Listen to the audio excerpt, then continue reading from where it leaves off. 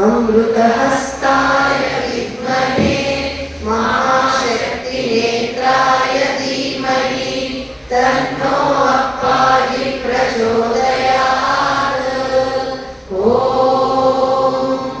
सुवर्णवृष्टिं कुरु मे गृहे श्रीः सुधान्यवृद्धिं कुरु मे गृहे श्रीः कल्याणवृद्धिं कुरु मे गृहे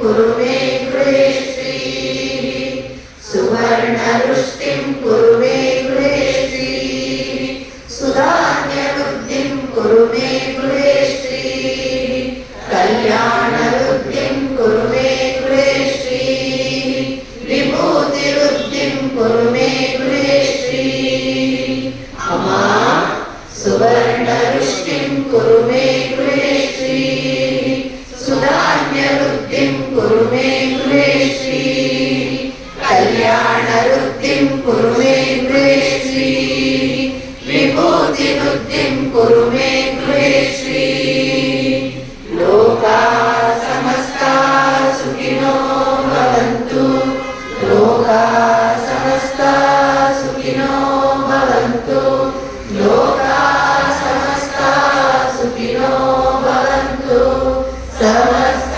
सन्मङ्गलानि भवन्तु। ॐ शान्ति शान्ति शान्तिः।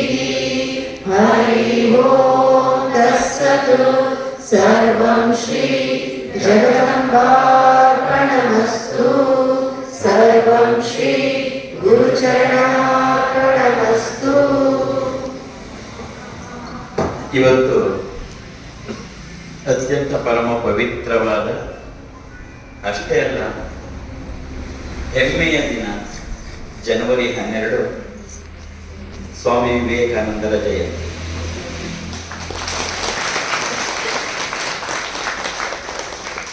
ಅಲ್ಪ ಕಾಲದಲ್ಲೇ ಎಷ್ಟು ವರ್ಷ ಬದುಕ್ತೀವಿ ಮುಖ್ಯ ಅಲ್ಲ, ಏನು ಮಾಡ್ತೀವಿ ಅನ್ನೋದು ಮುಖ್ಯ. ಅನೇಕರು ಬರ್ತಾರೆ ಹೋಗ್ತಾರೆ, ಇತಿಹಾಸವನ್ನ ಇತಿಹಾಸದಲ್ಲಿ ಸೇರಿ ಹೋಗ್ಬಿಡ್ತಾರೆ. ಆದರೆ ಇತಿಹಾಸವನ್ನೇ ನಿರ್ಮಾಣ ಮಾಡಿದವರು ಕೆಲವು ಮಾತ್ರ ಉಳ್ಕೋತಾರೆ. ಯುಗ ಯುಗದಲ್ಲೂ ಅವರು ನಮ್ಮ ಮನಸ್ಸಿನಲ್ಲಿ ಉಳ್ಕೋತಾರೆ. ಅಂತಹ ಒಂದು ಶ್ರೇಷ್ಠ ವ್ಯಕ್ತಿತ್ವ, ಮಾರ್ಗದರ್ಶನ,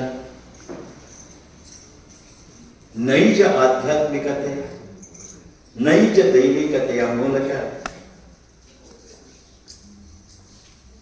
ಭಾರತ ಅಂದರೆ ಕೀಳಾಗಿ ಕಾಣುತ್ತಿದ್ದ ಇಡೀ ಪ್ರಪಂಚದ ಮುಂದೆ ಭಾರತವನ್ನ ತಲೆ ಎತ್ತಿ ನಿಲ್ಲುವಂತೆ ಮಾಡಿದಂತಹ ಧೀಮಂತ ಪುರುಷ ಸ್ವಾಮಿ ವಿವೇಕಾನಂದ.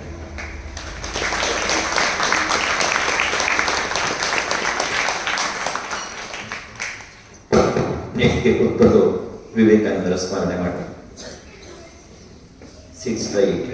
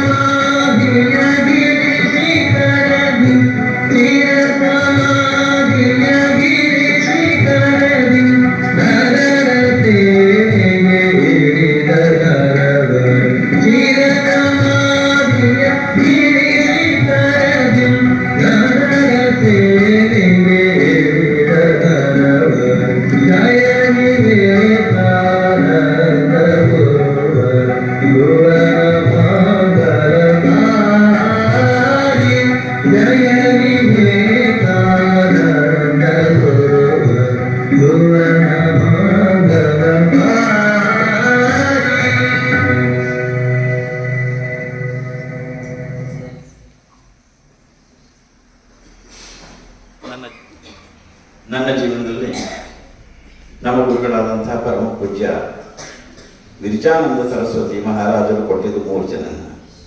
ಒಂದು ರಾಮಕೃಷ್ಣ ಪರಮಹಂಸರು, ಶ್ರೀ ಮಾತಾ ಶಾರದಾದೇವಿ ಹಾಗೂ ಸ್ವಾಮಿ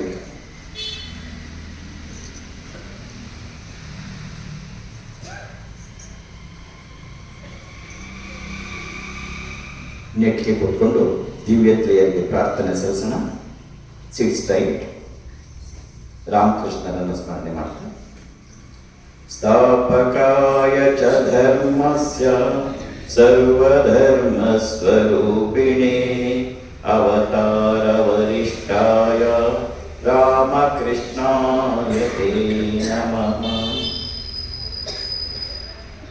ಶ್ರೀಮಾತಾ ಶಾರದಾ ದೇವಿಯರ ಸ್ಮರಣೆ ಮಾಡು. ಪವಿತ್ರಂ ಚರಿತಂ ಯಸ್ಯಾಹ ಪವಿತ್ರಂ ಜೀವನಂ ತಥಾ ಪವಿತ್ರತಾ ಸ್ವರೂಪಿಣ್ಯೈ ದೇವಿ ತಸ್ಮೈ ಕುರ್ಮೋ ನಮೋ ನಮಃ. ಸರ್ವಮಂಗಲಮಾಂಗಲ್ಯೆ ಶಿವೆ ಸರ್ವಾರ್ಥಸಾಧಿಕೆ ಶರಣ್ಯೆ ತ್ರ್ಯಂಬಕೆ ದೇವಿ ನಾರಾಯಣಿ ನಮೋಸ್ತುತೆ. ಸ್ವಾಮಿ ವಿವೇಕಾನಂದರ ಸ್ಮರಣೆ ಮಾಡು. ಇವತ್ತವರ ಜಯಂತಿ. ನಮಃ ಶ್ರೀ ಯತಿರಾಜಾಯ ವಿವೇಕಾನಂದ ಸೂರಯೇ ಸಚ್ಚಿತ್ಸುಖ ಸ್ವರೂಪಾಯ ಸ್ವಾಮಿನೇ ತಾಮಾವಿಣಿ. ಓಂ ಜೈ ಶ್ರೀ ಗುರು ಮಹಾರಾಜ್ ಜಿ ಕಿ ಜೈ. ಶ್ರೀ ಮಹಾಮಾಯಿ ಕಿ जय श्री स्वामी जी महाराज की. सब साधु संतन की.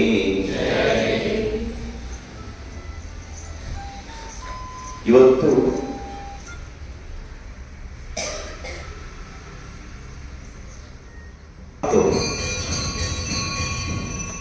ಶಾಂತಿ ಇಲ್ಲದೆ ಪ್ರಪಂಚ ಅಶಾಂತಿಯಿಂದ ನಡೆಯುತ್ತಾ ಇದೆ.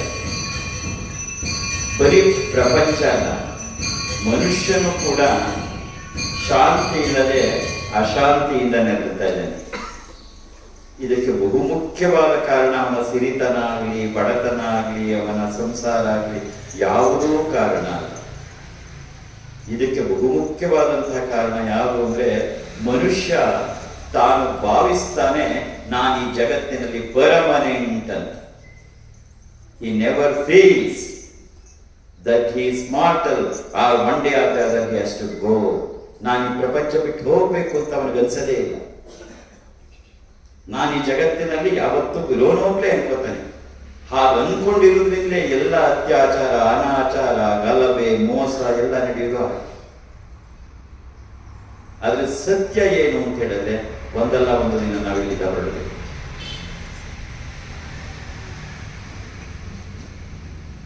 ಯಕ್ಷ ಪ್ರಶ್ನೆಯಲ್ಲಿ ಒಂದು ಪ್ರಶ್ನೆಯನ್ನ ಕೇಳ್ತಾನೆ ಯಕ್ಷ. ನೀರು ಕುಡಿಯೋಕೆ ಬಂದಾಗ ಭೀಮ, ಅರ್ಜುನ, ನಕುಲ, ಸಹದೇವ ಉತ್ತರ ಹೇಳದೆ ಸತ್ತು ಬಿದ್ದಿದ್ದಾರೆ. ಧರ್ಮರಾಯ ಕುಡಿಯೋಕೆ ಬರ್ತಾನೆ ನೀರನ್ನ. ಯಕ್ಷ ಹೇಳತ್ತೆ, ಧರ್ಮರಾಯ ನೀನು ನಾನು ಹೇಗೆ ಕೇಳಿದ ಪ್ರಶ್ನೆಗಳಿಗೆ ಉತ್ತರ ಕೊಟ್ಟು ನೀರು ಕುಡಿ, ಇದೆ ನೀನು ನಿನ್ನ ತಮ್ಮನ ಹಾಗೆ ಸತ್ತು ಬೀಳ್ತೀಯ. ಕೇಳು ನಿನ್ನ ಪ್ರಶ್ನೆ ಅಂದ್ರೆ. ಅನೇಕ ಪ್ರಶ್ನೆಗಳನ್ನ ಯಕ್ಷ ಕೇಳ್ತಾನೆ, ಉತ್ತರವನ್ನ ಹೇಳ್ತಾ ಹೋಗ್ತಾನೆ ಧರ್ಮರಾಯ. ಅದರಲ್ಲಿ ಒಂದು ಪ್ರಶ್ನೆ, ಈ ಜಗತ್ತಿನಲ್ಲಿ ಅತ್ಯಂತ ಆಶ್ಚರ್ಯಕರವಾದ ಸಂಗತಿ ಯಾವುದು ಅಂತ ಕೇಳುತ್ತೆ ಯಕ್ಷ. ಈ ಜಗತ್ತಿನಲ್ಲಿ ಅತ್ಯಂತ ಆಶ್ಚರ್ಯಕರವಾದ ಸಂಗತಿ ಯಾವುದು? ಆಗ ಧರ್ಮರಾಯ ಹೇಳ್ತಾನೆ, ತನ್ನ ಕಣ್ಣೆದುರಿಗೆ ತನ್ನವರೆಲ್ಲ ಸತ್ತೋಗ್ತಾ ಇದ್ರು ಮನುಷ್ಯ ಭಾವಿಸ್ತಾನೆ ತಾನು ಮಾತ್ರ ಈ ಜಗತ್ತಿನಲ್ಲಿ ಯಾವತ್ತೂ ಇರ್ತೀನಿ ಅಂತ. ಇದು ಜಗತ್ತಿನ ಅತ್ಯಂತ ಆಶ್ಚರ್ಯಕರವಾದ ಸಂಗತಿ ಅಂತ. That is the truth. That is the truth. When we feel that ನಾನು ಇಲ್ಲಿರೋದು ಪರ್ಮನೆಂಟ್ ಜಾಗ ಅಲ್ಲ, ನಾನು ಒಂದು ದಿನ ಹೊರಡಬೇಕು ಅಂದಾಗ ಮನುಷ್ಯನಿಗೆ ಅಶಾಂತಿನೇ ಬರಲ್ಲ, ಶಾಂತಿಯಾಗಿ ಇರ್ತಾನೆ. ಯಾಕೆಂದ್ರೆ ಅವನಿಗೆ ಗೊತ್ತು, ನಾನು ಎಷ್ಟೇ ದುಡಿದ್ರು, ನಾನು ಏನೇ ಮಾಡಿದ್ರು ಇಲ್ಲೇ ಬಿಟ್ಟು ಹೋಗೋದು. ಹೋಗುವಾಗ ಒಂದು ನನ್ನನ್ನು ನಾನು ತಗೊಂಡು ಹೋಗಕ್ಕಾಗಲ್ಲ ಅಂತ ಮನುಷ್ಯನಿಗೆ ಅನ್ಸಿದ್ರೆ ಅವನು ನೆಮ್ಮದಿಯಾಗಿರ್ತಾನೆ. ಇದನ್ನ ನಮ್ಮ ಉಪನಿಷತ್ಗಳು ಸಾರಿ ಸಾರಿ ಹೇಳಿದ್ವೆ. ಅದನ್ನೆಯ ವಿವೇಕಾನಂದರು ಜಗತ್ತಿಗೆ ಸಾಗರು. ಭಾರತದ ಹಿರಿಮೆ ಯಾವುದು? ನಿನ್ನನ್ನ ನೀನು ಕಂಡ್ಕೋ. ಹೇ ಮನುಷ್ಯ, ಈ ದೇಹ ಇದು ಪರ್ಮನೆಂಟ್ ಅನ್ಕೋಬೇಡ. ಒಂದಲ್ಲ ಒಂದು ದಿನ ಇದು ಮಣ್ಣಲ್ಲಿ ಮಣ್ಣಾಗಿ ಹೋಗುತ್ತೆ ಅಥವಾ ಬೂದಿಯಾಗಿ ಹೋಗ್ಬಿಡತ್ತೆ. ಆದರೆ ನಿಜವಾಗಿ ನೀನು ಯಾರೋ? ನೀನು ಆತ್ಮ. ಈ ಆತ್ಮಕ್ಕೆ ಹುಟ್ಟು ಇಲ್ಲ, ಸಾವು ಇಲ್ಲ. ಈ ಆತ್ಮ ನಾನು ಯಾವಾಗಲೂ ಇದ್ದೀನಿ. ಈ ದೇಹ ಬರಕ್ ಮುಂಚೆ ಹಾಗಾದ್ರೆ ನಾನಿರ್ಲಿಲ್ವಾ? ಈ ದೇಹ ಹೊರಟೋಗ್ಬಿಡತ್ತೆ, ಸುಟ್ಟಾಕ್ಬಿಡ್ತಾರೆ, ಆಮೇಲೆ ನಾನಿರಲ್ವಾ? ಮುಂಚೆನೂ ನಾನಿದ್ದೆ, ಆಮೇಲೂ ನಾನಿರ್ತೀನಿ. ಹೋಗಿದ್ದು ದೇಹವೇ ಹೊರತು ನಾನಲ್ಲ. ಹಿಂದೆ ನಾನು ಅವ್ಯಕ್ತನಾಗಿದ್ದೆ, ಈಗ ವ್ಯಕ್ತವಾಗಿದ್ದೀನಿ ದೇಹದ ಮೂಲಕ, ಮತ್ತೊಂದು ಸರಿ ಅವ್ಯಕ್ತವಾಗಿ ಹೋಗ್ತೀನಿ. ನಾನು ಹುಟ್ಟಿ ಮತ್ತೆ ಬರೋನಲ್ಲ, ನಾನು ಯಾವಾಗಲೂ ಆತ್ಮ. ಈ ಒಂದು ಶ್ರೇಷ್ಠವಾದಂತಹ ತತ್ವವನ್ನ ಇಡೀ ಜಗತ್ತಿಗೆ ನೀಡಿತು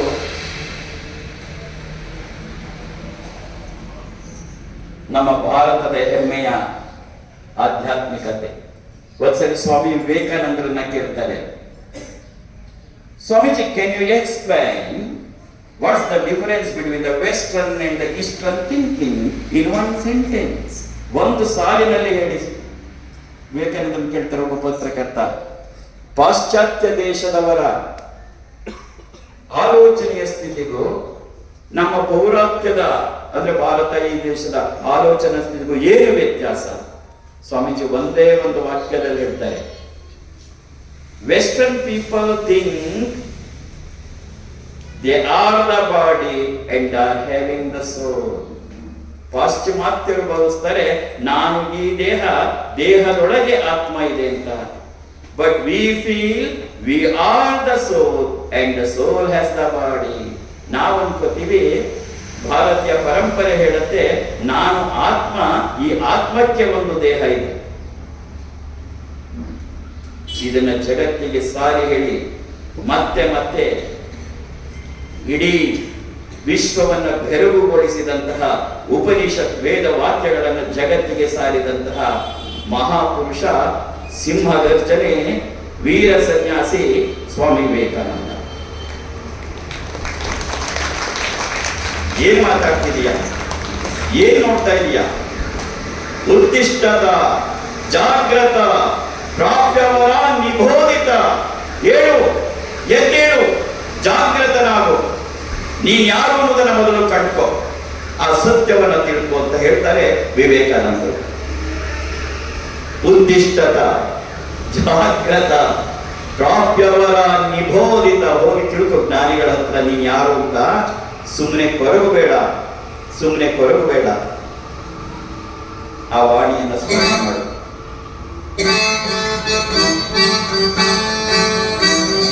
Uttishtha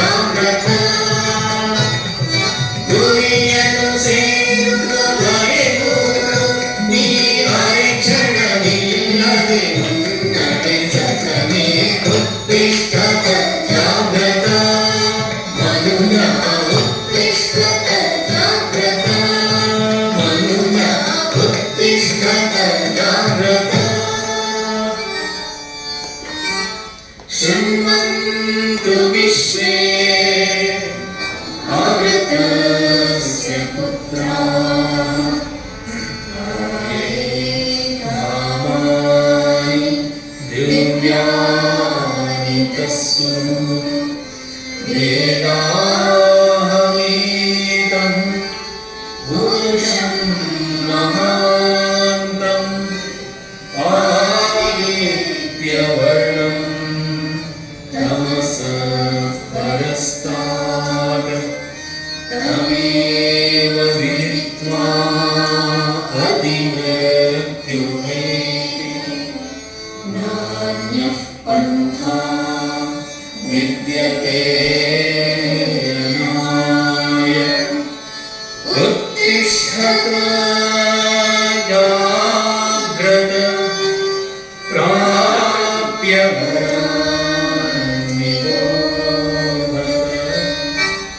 उत्तिष्ठत जाग्रत प्राप्य वरान्निको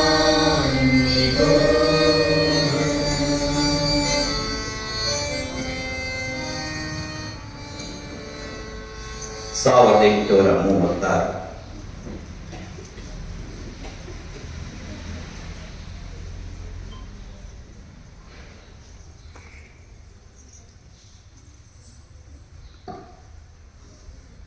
1836 ಜನವರಿ 12 ಆ ವರ್ಷ ಪೊಂಗಲ್ ಸಂಕ್ರಾಂತಿ ಅವತ್ತು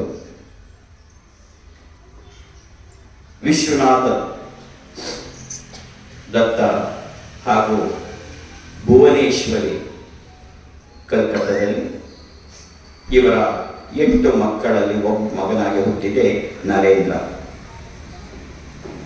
ಚಿಕ್ಕಂದಿನಿಂದಲೂ ಅತ್ಯಂತ ಕ್ರಿಯಾಶೀಲವಾದಂಥ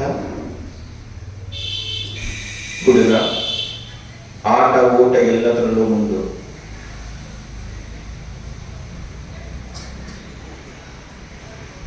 ವಿಶೇಷವಾಗಿ ವಿಶ್ವನಾಥ ದತ್ತ ಒಬ್ಬ ವಕೀಲ, ಬೇಕಾದಷ್ಟು ಸಂಪಾದನೆ ಇತ್ತು, ಹಾಗೆ ದಾನ ಧರ್ಮಗಳಿಗೂ ಹೆಸರುವಾಸಿಯಾಗಿತ್ತು.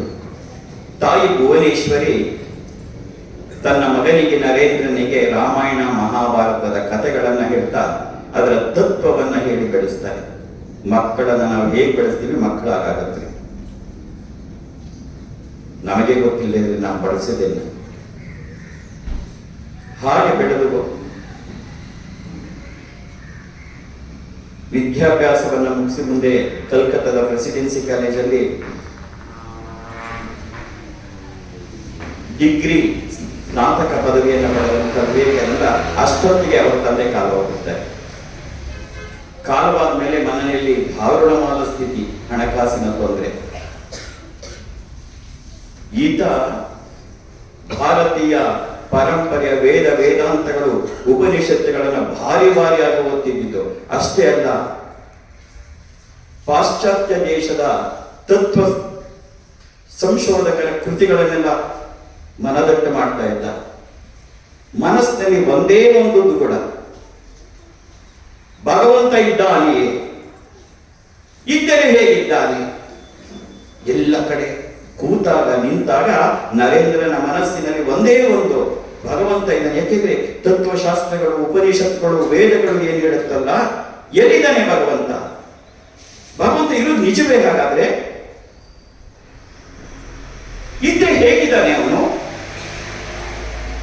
ಈ ತುಮುಲ ಎಲ್ಲ ಕಡೆ ಸುತ್ತುವಂತೆ ಮಾಡತ್ತೆ. ಅನೇಕ ಧರ್ಮ ಗುರುಗಳನ್ನ ಹೋಗಿ ಕೇಳ್ತಾನೆ, ಸ್ವಾಮಿ ತಾವು ದೇವರನ್ನ ಕಂಡಿದ್ದೀರಾ? ಎಲ್ಲರಿಂದು ಉತ್ತರ ಇಲ್ಲ. ನಾವು ಪೂಜೆ ಮಾಡ್ತೀವಿ, ಅದ್ರಿಗೆ ಗೊತ್ತಿಲ್ಲ ದೇವರಿದ್ದಾನೆ, ಹೇಗಿದ್ದಾನೆ ನಾವು ನೋಡಿಲ್ಲ. ಕೊನೆಗೆ ಕಾಲೇಜಿನ ಪ್ರಾಧ್ಯಾಪಕ, ನನ್ನ ನೆನಪು ಕರೆಕ್ಟ್ ಅಂದ್ರೆ ಮ್ಯಾಕ್ಸ್ಮುಲ್ ಅನ್ಸುತ್ತೆ, ಅವ್ರು ಹೇಳ್ತಾರೆ, ದಕ್ಷಿಣೇಶ್ವರದಲ್ಲಿ ಒಬ್ಬರಿದ್ದಾರೆ ರಾಮಕೃಷ್ಣ, ಬಹಳ ಜ್ಞಾನಿ ಅಂತ. ಓಡಿ ಬರ್ತಾನೆ, ಓಡಿ ಬಂದು ನಿಂತ್ಕೊಂಡು ಕೇಳ್ತಾನೆ, ಒಂದೇ ಮಾತನ್ನ ಕೇಳ್ತಾನೆ, ನರೇಂದ್ರ ನೀವು ದೇವರನ್ನ ನೋಡಿದ್ದೀರಾ? ರಾಮಕೃಷ್ಣರು ಹೇಳ್ತಾರೆ, ಸ್ವಲ್ಪ ತಡ ಮಾಡದೆ ಹೇಳ್ತಾರೆ, ನೋಡಿದ್ದೀನಿ, ಚೆನ್ನಾಗಿ ನೋಡಿದ್ದೀನಿ. ನಿನ್ನನ್ನ ಈಗ ಹೇಗೆ ನೋಡ್ತಾ ಇದ್ದೀನಿ ಅದಕ್ಕಿಂತ ಸ್ಪಷ್ಟವಾಗಿ ದೇವರನ್ನ ನೋಡಿದ್ದೀನಿ. ಇವರೊಬ್ಬರ ಬಾಯಲ್ಲೇ ಈ ಮಾತು ಬಂದಿದ್ದು. ತಕ್ಷಣ ನರೇಂದ್ರ ಪಾದ ನಮಸ್ಕಾರವನ್ನ ಮಾಡ್ತಾರೆ.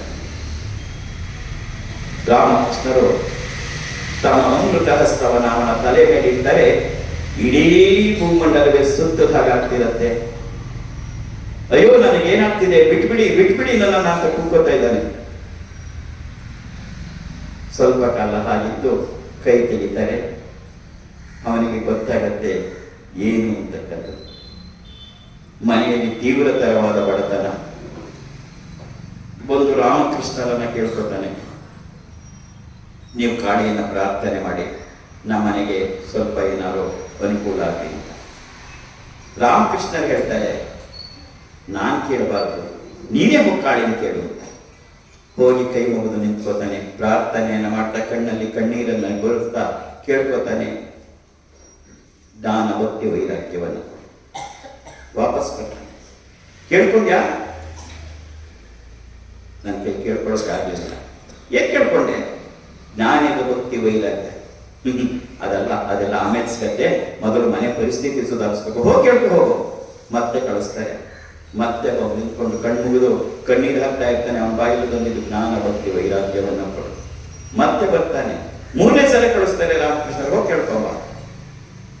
ಮತ್ತೆ ಹೋದಾಗಲೂ ಕೇಳಕ್ಕಾಗಿಲ್ಲ.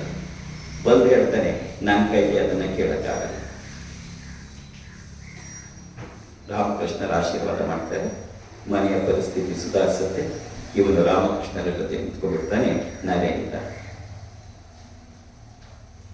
ಜೀವನದಲ್ಲಿ ನಾವೇನಾದ್ರೂ ಓದಬೇಕು ಅಂತ ನಮಗನ್ಸಿದ್ರೆ ಒಂದು ಪುಸ್ತಕ ಇದೆ, complete works of Swami Vivekananda. ವಿವೇಕಾನಂದರ ಸಮಗ್ರ ಕೃತಿ ಅಂತ ಕನ್ನಡದಲ್ಲೂ ಕೂಡ ತಂದಿದ್ದಾರೆ. You have to read that book, then you will understand who is Swami Vivekananda. ಅವಾಗ ಗೊತ್ತಾಗತ್ತೆ ನಮಗೆ ಸ್ವಾಮಿ ವಿವೇಕಾನಂದ ಯಾರು ಅಂತ ಹೇಳಿ. ರಾಮಕೃಷ್ಣರ ಸಂಪರ್ಕಕ್ಕೆ ಬಂದ 5-6 ವರ್ಷ ಅಷ್ಟೇ. ಅವರ ಅಪ್ರಕೃತವಾದಂತಹ ತತ್ವಜ್ಞಾನ ಭಕ್ತಿ ಇವನಲ್ಲಿ ಬೇರೂರುತ್ತೆ.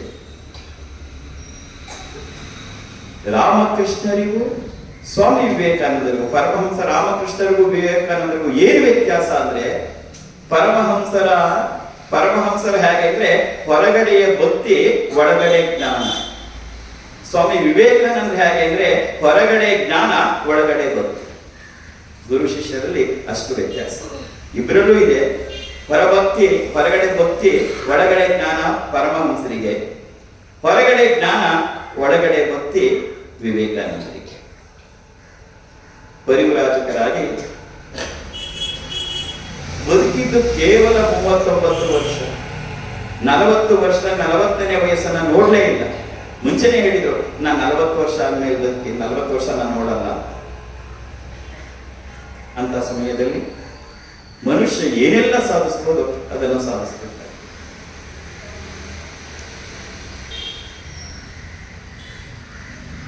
ರಾಮಕೃಷ್ಣರ ಕಾಲವಾದ ಮೇಲೆ 15 ಜನ ಯುವಕರ ಗುಂಪು ಬರುತ್ತೆ, ರಾಮಕೃಷ್ಣರ ಸೇವೆ ಮಾಡ್ತಾರೆ. ಅದಕ್ಕೆಲ್ಲ ಮುಂದಾಳತ್ವವನ್ನು ವಹಿಸಿದ್ದು ನರೇಂದ್ರ. ರಾಮಕೃಷ್ಣರ ಚಿತಾಭಸ್ಮವನ್ನ ಒಂದು ಹಳೆಯ ಮನೆಯಲ್ಲಿ ಇಟ್ಟು ಇದನ್ನೇ ಅಲ್ಲೇ ಇರ್ತಾರೆ. ಊಟಕ್ಕೆ ಮುದುಕರಿ ಭಿಕ್ಷೆ ಬೇಡ್ಕೊಂಡು ತಿನ್ನುವುದು. ಅನೇಕ ವೇಳೆ ಬಟ್ಟೆಗಳು ಎಷ್ಟು ಕಡಿಮೆ ಇತ್ತು ಅಂದ್ರೆ ಯಾರು ಹಾಕೊಂಡು ಬಿಚ್ಚಿಟ್ಟಿದ್ದ ನಾವು ಒಗೆದು ಬಿಟ್ಟು ಇವರು ಹಾಕೊಂಡು ಆಮೇಲೆ ಅವ್ನು ಬಿಚ್ಚಿಟ್ಟ ಮೇಲೆ ಹಾಕೊಳ್ಳುವಂತ ಪರಿಸ್ಥಿತಿಯಲ್ಲಿ ಇತ್ತು. ಆ ಸಮಯದಲ್ಲಿ ಪರಿವ್ರಾಜಕರಾಗಿ ಹೋಗುವಾಗ 1893ರಲ್ಲಿ ಚಿಕಾಗೋದಲ್ಲಿ ವಿಶ್ವ ಧರ್ಮ ಸಮ್ಮೇಳನ ನಡೆಯುತ್ತೆ ಅಂತ ಗೊತ್ತಾಯ್ತು. ಆಗ ಅವರು ಮದ್ರಾಸಿಗೆ ಬಂದಿರ್ತಾರೆ. ಮದ್ರಾಸಿಗೆ ಬಂದು ಕನ್ಯಾಕುಮಾರಿಗೆ ಹೋಗಿ ಆ ಕನ್ಯಾಕುಮಾರಿಯ ಆ ಭವ್ಯವಾದ ಪ್ರವಾಹ, ಹಿಂದೂ ಮಹಾಸಾಗರದ ಪ್ರವಾಹ ಹರಿತಾ ಇರುತ್ತೆ. ಅಲ್ಲೊಂದು ದೂರದಲ್ಲೊಂದು ಬಂಡೆ ಕಾಣುತ್ತೆ. ಇವರು ನೆಗೆದು ಅಷ್ಟು ದೂರ ಈಚ್ಕೊಂಡು ಇವತ್ತು ನಿಮಗೆ ಸಾಧ್ಯವಾಗಿ ಹೋಗ್ಬೇಕೆ ಅಂತ ಅನ್ಸುತ್ತೆ. ಆ ಹೋಗಿ ಬಂಡೆ ಮೇಲೆ ಕೂತ್ಕೊಂಡು 3 ದಿನ ಕೂತ್ಕೊಂಡು ನನ್ನ ಭಾರತದ ಸ್ಥಿತಿ ಹೇಗಿರ್ಬೇಕು ಅಂತ ಹೇಳಿ ತಪಸ್ಸನ್ನು ಮಾಡ್ತಾರೆ, ಧ್ಯಾನವನ್ನು ಮಾಡ್ತಾರೆ. ಆಮೇಲೆ ಬಂದಾಗ ಕೇಂದ್ರೀಯ ಮಹಾರಾಜ ಇವರುಗಳೆಲ್ಲ ಸೇರ್ಕೊಂಡು ವಿವೇಕಾನಂದರನ್ನ ಕಳಿಸ್ತಾರೆ. ವಿಶ್ವಧರ್ಮ ಸಮ್ಮೇಳನಕ್ಕೆ ಚಿಕಾಗೋ ಯಾರು ಕೇಳೋರಿಲ್ಲ, ಯಾರು ಹೇಳೋರಿಲ್ಲ. ಒಂದು ಕಲ್ಲು ಬೆಂಚಿನ ಮೇಲೆ ಮಲಗಿರ್ತಾರೆ. ಆಮೇಲೆ ಒಬ್ಬ ಪಾಶ್ಚಾತ್ಯ ಮಹಿಳೆಯ ಪರಿಚಯ ಆಗಿ ಆಕೆ ಇನ್ನೊಬ್ರು ಪ್ರೊಫೆಸರ್ನ ಪರಿಚಯ ಮಾಡ್ಕೊಳ್ತಾರೆ. ಆ ವಿಶ್ವಧರ್ಮ ಸಮ್ಮೇಳನಕ್ಕೆ ಹೋಗ್ಬೇಕಾದ್ರೆ ಇವ್ರು ಹೋಗಿ ಕೇಳ್ತಾರೆ, ವಾಟ್ ಆರ್ ಯುವರ್ ಕ್ರೆಡೆನ್ಷಿಯಲ್ಸ್ ಅಂತ ಅವ್ರು ಕೇಳ್ತಾರೆ. What are your credentials, what credentials you have brought ಅಂತ. ಏನಿಲ್ಲ, ಬರಿಗೈದಾಸ ವಿವೇಕಾನಂದ. ಅಂದ್ರೆ ಯಾರು ಒಬ್ರು ಪರಿಚಯ ಆದವರು ಹೌದು ಈತ ಅಂತ ಒಪ್ಕೊಂಡವರಿಗೆ ಕ್ರೆಡೆನ್ಷಿಯಲ್ ಪತ್ರ ಕೊಡ್ಬೇಕು. ಯಾರು ಕೊಡೋರು? ಈ ಪ್ರೊಫೆಸರ್ಗೂ ಅವ್ರಿಗೂ ಸುಮಾರು ಒಂದು ನನ್ನ ನೆನಪಿನ ಶಕ್ತಿ ಕರೆಕ್ಟ್ ಆಗಿದ್ರೆ 10-12 ದಿನಗಳ ಕಾಲ ಮಾತಾಗತ್ತೆ. ಆ ಪ್ರೊಫೆಸರ್ ದಂಗಾಗೋಗ್ಬಿಡ್ತಾನೆ ಇವರ ವಾಕ್ಪಟುತ್ವಕ್ಕೆ, ಇವರ ಜ್ಞಾನಕ್ಕೆ. ಕೊನೆಗೆ ಆತ ಬರ್ಕೊಡ್ತಾನೆ, is a Hindu man from India, is very so ಅಂತ ಹೇಳಿ ಬರ್ಕೊಟ್ಟ ತಕ್ಷಣ ಅವರು ಒಪ್ಕೋತಾರೆ. ಮೊದಲನೆಯ ದಿನದ ಕೊನೆಯ ಭಾಷಣಕಾರರು ಸ್ವಾಮಿ ವಿವೇಕಾನಂದ. ನನ್ನ ಜೀವನದಲ್ಲಿ ಅತ್ಯಂತ ಮಹತ್ವ ಪಾತ್ರ ವಹಿಸ್ತಾ ಇರೋದು ಕೆಲವು ಮಾತುಗಳು. ಅದನ್ನ ಮಾತ್ರ ನಾನು ಹೇಳ್ಬಿಟ್ಟು ಹೋಗ್ತೀನಿ. ಯಾಕಂದ್ರೆ ವಿವೇಕಾನಂದರ ಬಗ್ಗೆ ಮಾತಾಡುವಂತ ನನ್ನನ್ನು ನಿಲ್ಲಿಸಿದ್ರೆ ಕನಿಷ್ಠ 3 ದಿನ ಬೇಕಾಗತ್ತೆ. ನಾನು the complete works of Swami Vivekananda ಆಗಿದೆ, ಸಮಗ್ರ ಕೃತಿ ಆಗಿದೆ. ಮೊದಲನೆಯ ದಿನದ ಕೊನೆಯ ಭಾಷಣಕಾರರು ಸ್ವಾಮಿ ವಿವೇಕಾನಂದ ಅನೌನ್ಸ್ ಮಾಡ್ತಾರೆ, ನಾವು ಸ್ವಾಮಿ ವಿವೇಕಾನಂದದ ಹಿಂದೂ ಮಾನ್ ಫ್ರಮ್ ಇಂಡಿಯಾ ಅಂತ. 7,500 ತುಂಬಿರುವ ದೊಡ್ಡ ಸಭಾಂಗಣ. ಅದರಲ್ಲಿ ನಮ್ಮೋರು ಯಾರು ಇಲ್ಲ, ನಮ್ಮ ದೇಶದವ್ರು ಯಾರು ಇಲ್ಲ, ಹಿಂದೂ ಧರ್ಮದವರು ಯಾರು ಇಲ್ಲ, ಕೂತಿರೋರೆಲ್ಲ ಅನ್ಯ ಧರ್ಮೀಯರೇ. ಬೆಳಗ್ಗೆಯಿಂದ ಬೇರೆ ಬೇರೆ ಧರ್ಮದವರೆಲ್ಲ ಭಾಷಣ ಮಾಡಿ ಹೋಗಿದ್ದಾರೆ, ಉಪನ್ಯಾಸಗಳನ್ನ. ಎಲ್ಲರಿಗೂ ಆಗ್ಲೇ ನಿದ್ದೆ ಬರೋ ಸ್ಟೇಜ್, ಯಾಕೆಂದ್ರೆ ಬೆಳಗ್ಗೆಯಿಂದ ಕೂತಿದ್ದಾರೆ. ಕೊನೆಗೆ ಇವರನ್ನ ಕರೆದಾಗ ಸ್ವಾಮಿ ವಿವೇಕಾನಂದ ಬಂದು ಎದ್ದು ನಿಂತ್ಕೊಂಡು ಹೇಳ್ತಾರೆ, My dear brothers and sisters of America. ಇಷ್ಟೇ ಹೇಳಿದ್ದು. ಹೇಳಿದ ತಕ್ಷಣ ಕೂತಿದ್ದ 7,500 ಜನ ಒಟ್ಟಿಗೆ ಎದ್ದು ನಿಂತು 2 ನಿಮಿಷಗಳ ಕಾಲ ಚಪ್ಪಾಳೆ ತಟ್ತಾರೆ.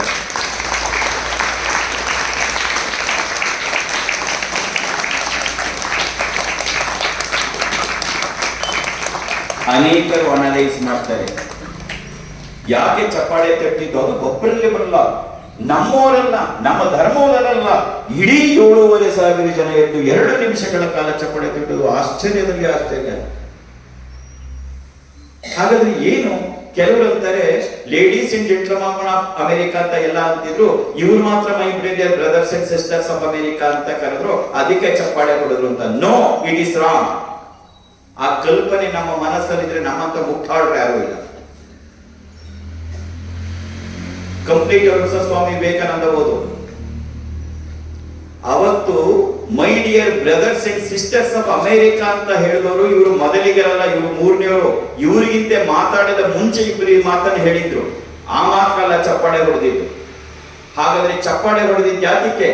ಆ 7,500 ಜನ ನಿಂತಿದ್ದ ಯಾತಕ್ಕೆ? ಆ 7,500 ಜನರನ್ನ ನಿಲ್ಲಿಸಿ ಚಪ್ಪಾಳೆ ಹೊಡೆಸಿದ್ದು ಆ ಮಾತಿನ ಶಬ್ದಗಳ ಮೂಲಕ ಜೊತೆಯಾಗಿ ಹೋದಂತ ಆಧ್ಯಾತ್ಮಿಕ ತರಂಗಗಳು ಆ 7,500 ಜನರನ್ನ ಎಬ್ಬಿಸಿ ಚಪ್ಪಾಳೆ ಹೊಡೆದಿದ್ದು ಅದು ಆಧ್ಯಾತ್ಮಿಕತೆ. That is the spirituality. Spirituality ಅಂದ್ರೆ ನೀನು ಎಷ್ಟು ತಿಳ್ಕೊಂಡೇ ಅಲ್ಲ, ಸ್ಪಿರಿಚುಯಾಲಿಟಿ ಪವರ್. ನಮ್ಮ ಗುರುಗಳನ್ನ ನಮ್ಮ ಸ್ವಾಮಿ ಗಿರಿಜಾನಂದ್ರ ಅಂತ ಕೇಳಿದ್ದೆ ಅಷ್ಟೇ, ನನಗೆ ಆ ಶಕ್ತಿಯನ್ನು ಕೊಡಿ. ಮಾತಿನ ತರಂಗಗಳ ಮೂಲಕ ಆ ದೈವಿಕ ಶಕ್ತಿಯನ್ನು ಯಾರಿಗಾರು ಕೊಡುವಂತ ನನಗೆ ಶಕ್ತಿಯನ್ನು ಕೊಡಿ, ನನಗೆ ಅದನ್ನ ಟ್ರೈನ್ ಮಾಡಿ ಅಂತಾನೆ ಕೇಳ್ಕೊಂಡು. ನೀನ್ ಬರೀ ನನ್ನ ಗ್ರೂಪ್ ಅಲ್ಲಿ ಬರೀ ಆಡಿಯೋ ಕೇಳ್ತಾ ಹೋಗು, ನಿನ್ನ ಪರಿವರ್ತನೆ ಆಗ್ಬಿಡತ್ತೆ. ಯಾಕೆ ಅಂದ್ರೆ ಅದು ಬರೀ ಆಡಿಯೋಗಳಲ್ಲ, ಅದ್ರ ಜೊತೆ ದೈವಿಕ ಶಕ್ತಿಯನ್ನು ತುಂಬಿ ಕಳಿಸಿರ್ತೀನಿ. ನೀನು ಬರೀ ಅದನ್ನು ದಿನ ಕೇಳ್ತಾ ಹೋಗು, 3 ತಿಂಗಳಲ್ಲಿ ನೀನ್ ಪರಿವರ್ತನೆ ಆಗೋಗ್ಬಿಡುತ್ತೆ. ಅದಕ್ಕೆ ನಾವು ಗ್ರೂಪ್ ಅಲ್ಲಿ ಹಿಂದೆ ಇರೋಕೆ ನಮ್ಮ ಮಾತು ಕೂಡ ಆಡಲ್ಲ ಅನ್ನೋದು. It is not A magic, that is the spirituality. ಭಾರತೀಯ ಆಧ್ಯಾತ್ಮಿಕತೆ ಇರೋದು ಆ ಶಕ್ತಿಯಲ್ಲಿ. ಯಾವುದರಲ್ಲಿ ಶಕ್ತಿ? ನಿನ್ನ ವಾಣಿಯಲ್ಲಿ ಶಕ್ತಿ ಇರುತ್ತೆ, ನಿನ್ನ ನೋಟದಲ್ಲಿ ಶಕ್ತಿ ಇರುತ್ತೆ, ನಿನ್ನ ಸ್ಪರ್ಶದಲ್ಲಿ ಶಕ್ತಿ ಇರುತ್ತೆ, ನಿನ್ನ ನೆನಪಿನಲ್ಲಿ ಶಕ್ತಿ ಇರುತ್ತೆ. That is the real spirituality of India. ಭಾರತೀಯ ಆಧ್ಯಾತ್ಮಿಕತೆ ಗಂಟೆ ಹೊಡೆಯುವುದು, ಮಂತ್ರ ಹೇಳುವುದಷ್ಟೇ ನಮ್ಮ ಆಧ್ಯಾತ್ಮಿಕತೆ ಅಲ್ಲ. ಅದು ಆಧ್ಯಾತ್ಮಿಕತೆ ಅಲ್ವೋ ಅಲ್ಲ. It is only a rituals. It's not the spirituality. There is a lot of difference between the spirituality and the rituals. The real spirituality is quite different. How you can acquire the divine power? ಆ ದೈವಿಕ ಶಕ್ತಿಯನ್ನು ನೀನು ಹೇಗೆ ಪಡ್ಕೋಬಹುದು ಮತ್ತೆ ಅದನ್ನು ಹೇಗೆ ಉಪಯೋಗಿಸಬಹುದು ಅನ್ನೋ ದಿವ್ಯ ಕಲೆಯೇ ನಮ್ಮ ಭಾರತೀಯ ಪರಂಪರೆಯ ಅತ್ಯುತ್ತಮವಾದಂತಹ ಧ್ಯೇಯವಾಗಿರ್ತಕ್ಕಂಥದ್ದು. Who has seen the real God? ಯಾರು ಭಗವಂತ? ನಾಮ ರೂಪಗಳನ್ನು ಮೀರಿದಂತಹ, ಎಲ್ಲಕ್ಕೂ ಕಾರಣಕರ್ತವಾಗಿರ್ತಕ್ಕಂಥ, ಎಲ್ಲವನ್ನು ತನ್ನೊಳಗೆ ಒಳಗೊಂಡಿರ್ತಕ್ಕಂಥ, ಆದಿ ಅಂತ್ಯಗಳಿಲ್ಲದಂತಹ ದಿವ್ಯವಾದ ಶಕ್ತಿ ಏನಿದೆ, ಆ ಶಕ್ತಿ ಭಗವಂತ. That what Indian spirituality shows to the world. ಭಾರತೀಯ ದೈವಿಕತೆ ಸಾರಿ ಸಾರಿ ಹೇಳುತ್ತೆ.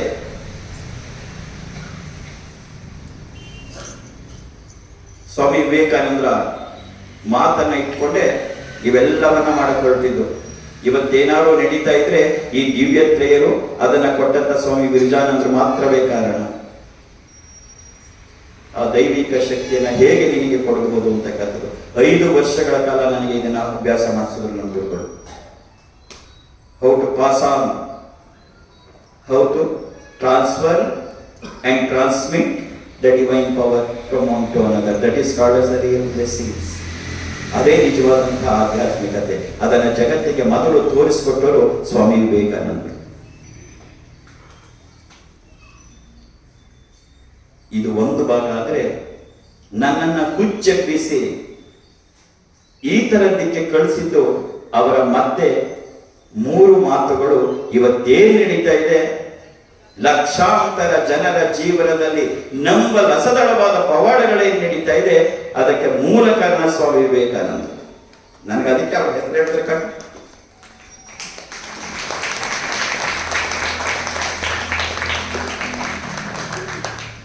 ಅವರು 3 ವಾಕ್ಯಗಳನ್ನ ಇಟ್ಕೊಂಡು ನಾವು ಹೊರಟಿದ್ದು. ಬ್ಯಾಂಕಲ್ಲಿ ಕೆಲಸ ಮಾಡಿ ಕಳೆದ 28 ವರ್ಷಗಳ ಸಾಧನೆಯ ನಂತರ ಇದನ್ನ ಪ್ರಯೋಗ ಮಾಡಿ ನೋಡಬೇಕು.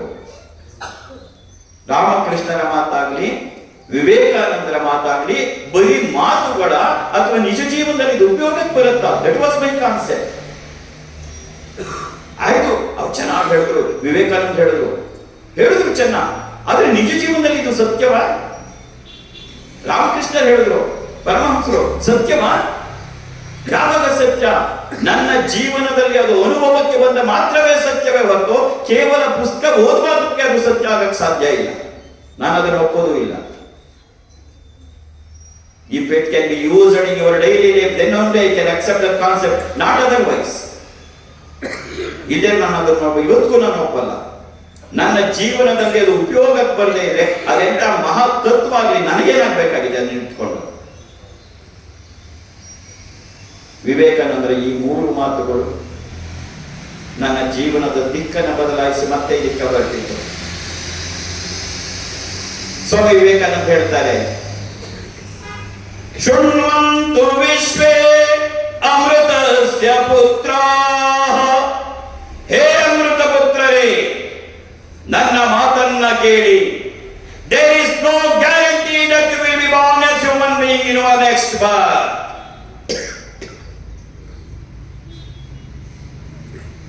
ನನ್ನ ಮಾತನ್ನು ಕೇಳಿ, ಮತ್ತೆ ನೀವು ಮನುಷ್ಯರಾಗೇ ಹುಟ್ಟುತ್ತೀರಿ ಎನ್ನುವ ಯಾವ ಖಾತ್ರಿಯೂ ಇಲ್ಲ.